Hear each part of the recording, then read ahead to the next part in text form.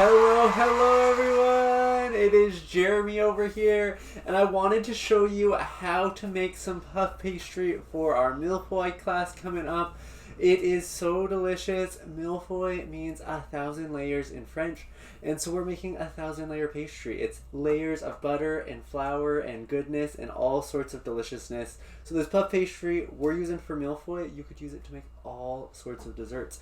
But our pastry starts with a little bit of flour. So I'm going to grab a nice large bowl over here, and I've got all of my flour, and I just want to remove 2/3 cup from the flour we sent you. Get that into a little separate bowl to be our dusting flour.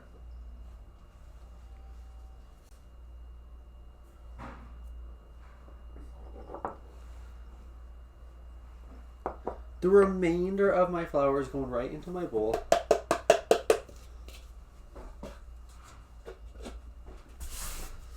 And I want to go ahead and add 3 teaspoons of kosher salt to this, just to season this up. And so 3 teaspoons of kosher salt is around 10 grams if you want to do this by weight. And I'm just going to kind of mix that together with my hands. I always go into my pastry with my hands. And then I'm going to go ahead and grab one of my 4 sticks of butter and cut it in half, getting me 4 tablespoons of this butter. And I just want to chop this into a few little cubes. And so I'll slice it in half lengthwise, twice, and then go through and just chop some little pieces of butter. I'm going to pop those right in my bowl with my flour. And using the cut and rub method, we're just going to rub this into the flour until it is mostly incorporated and there's just small little bits together. And I'm doing this by hand today. You could definitely do this in a mixer as well. And when I'm doing this by hand, I really want to start working in that butter. When I'm in the mixer, I'm not too worried about the butter getting worked in. I know as we make the dough, it'll definitely get worked in. And so just rubbing that, I use my thumb, rub it across the rest of my fingers, making sure there's no large chunks of butter. The rest of our butter is going to go in a butter block where we'll laminate it, but giving the dough just a little bit of butter and fat at the beginning helps make the dough a nice texture, give it some flavor, and it lets it incorporate a little bit better with our butter mixture.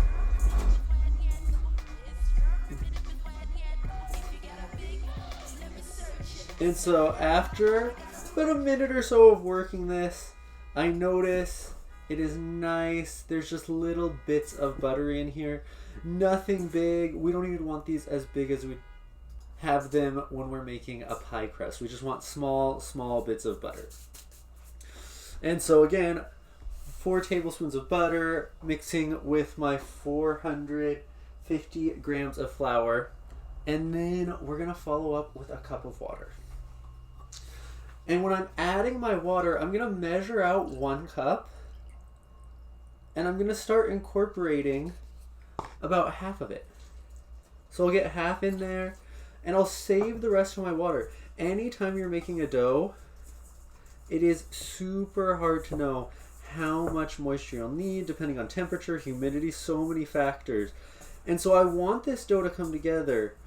And so I added half. I'm seeing there's still a lot of dry flour once I've mixed that first bit, so I'll go in with a little bit more. I'm at like 3/4 of a cup now, just incorporating until a nice dough comes together.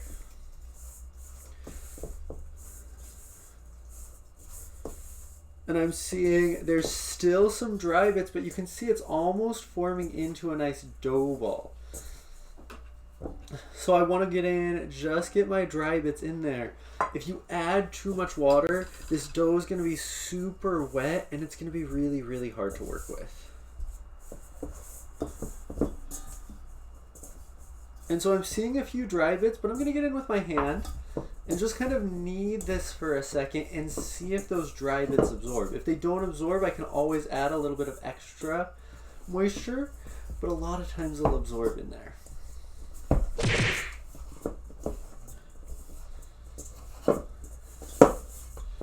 with this dough, I'm not trying to develop a ton of gluten, but I'm not worried about overworking this dough. This dough needs a little bit of structure to it so that as we roll it out, it kind of holds up to those layers of butter. And so I went in with all but about a tablespoon of my water, and I get this nice, soft, supple dough. So you can see this dough. It's super pliable. I can feel the butter melting in there a little bit, so it's a little sticky, but it is not sticking to my hands. If your dough is sticking to your hands, sticking to the table, sticking everywhere, that's a sign that there's too much water in here. You're going to want to add a little bit of flour to it to kind of get that dough a little less sticky. So it's a nice soft dough, but it is not sticky. And that's what I'm looking for on this. And so to finish up this dough, I've got a piece of parchment paper, and I went ahead and drew an 8.5 inch by 8.5 inch square on it. And I drew it on this side with Sharpie. I'm going to flip that over so it's on the opposite side. You don't want the Sharpie side to come in contact with your dough. Now I'm just going to press my dough into a rough square that's about 8.5 by 8.5 inches. And sometimes I like to do this by taking a second sheet of parchment and just pressing it on top. And you can kind of flip so you see your square as your guide. And I'm going to fold the edges of my paper so I can make a perfect square in here. So taking the edges of my paper, folding to that line, so I just see that line right here. I'll do that on the other side as well. Just folding to that line. And don't worry about perfection on this. As long as it is fairly similar to those lines, you're getting something fairly similar, this will roll out perfectly. You just want to start getting this into a square shape. And so I folded all sides, creased it. You can see when you flip it, you have that rough 8.5 by 8.5 inch square. And now you can kind of just take your rolling pin and squeeze the dough to the edges. We've really sealed this by folding it. So if you're squeezing it, it's not going to squeeze out and you're going to get a nice square piece of dough. The biggest thing you want to do as you're rolling this out is make sure your dough is nice and level. So if you can get a level dough going on so that it's about even all the way out, you'll be good to go.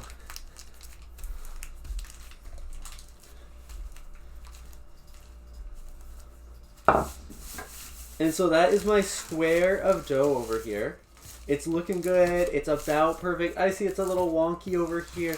We're not worried about that. We've got a lot of time to roll this out, get a nice dough going. So this, I'm going to pop into my fridge for about an hour just to let that butter chill, let the dough kind of firm up and finish hydrating. Then we're going to come out, pull it out, and laminate it with our butter.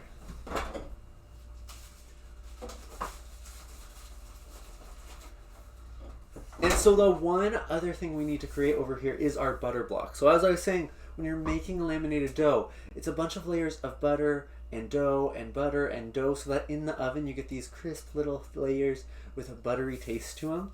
And so we've got our dough made. Now we got to make that butter block. And so starting with my butter block, I have one more of those squares of parchment paper with a little 8.5 inch by 8.5 inch square on it.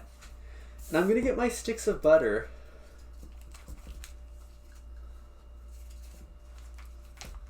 and our remaining butter, we've got 3 more full 4-ounce sticks of butter and then that remaining half stick of butter, so 2 more ounces.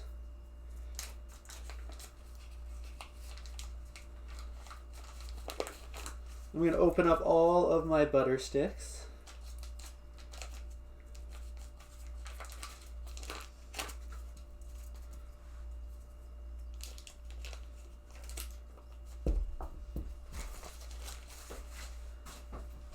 And I'm going to split them in half lengthwise.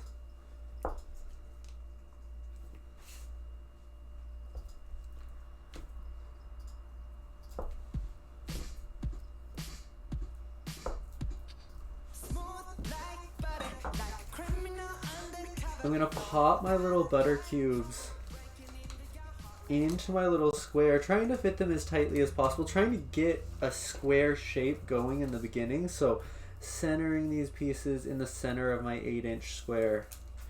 I got those two little pieces that'll just sneak in on the side. And as I'm doing this, again, I'm kind of thinking about how can I make this so it is nice and level. The more level this is, the easier it's going to be to laminate your dough very nicely. So I've got it in the center. I've got the remainder of my butter. I'm going to go in, cover this with a second sheet of parchment, and we're doing the same thing we just did. Flip this over, checking on those lines. We're going to fold on the lines. And so folding to those little lines that we drew, giving your paper a nice crease so it seals.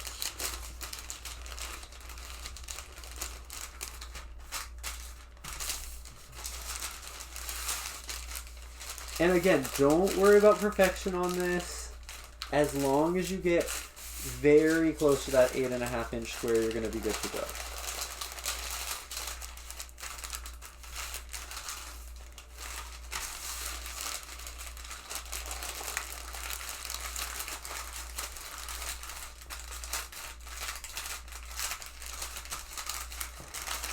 And so I got my creases. I'm going to go ahead and flip this. And you can kind of tidy up any edges, make sure everything is nicely pinched so no butter is going to leak out. And then I come in with my rolling pin, and this butter is pretty firm.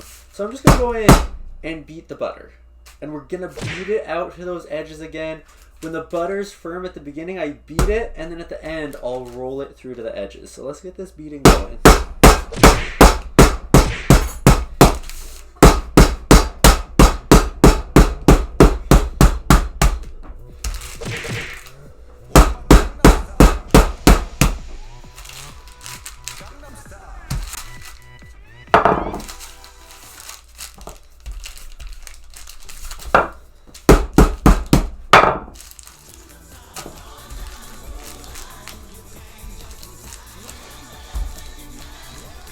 And so we're getting that corner to corner roll.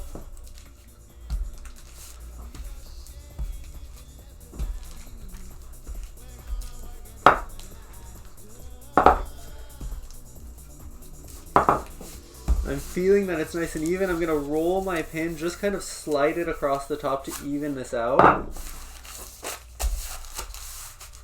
And I feel I've got a nice even square of butter going on. And so this is going to go back into the fridge for another hour as well to chill down. When we're working with our puff pastry, we want everything to be nice and cold so that our butter doesn't melt and kind of squoosh out. That's what's going to destroy the layers. So having things that are nice and cold is going to be the most helpful as you're doing this. And so I'm going to pop this in the fridge, let it chill for an hour. And then we'll come back, roll out our dough, get that butter locked into the dough, and get a nice lamination going on. So give that dough some time to chill. We'll be back in a minute to roll this out.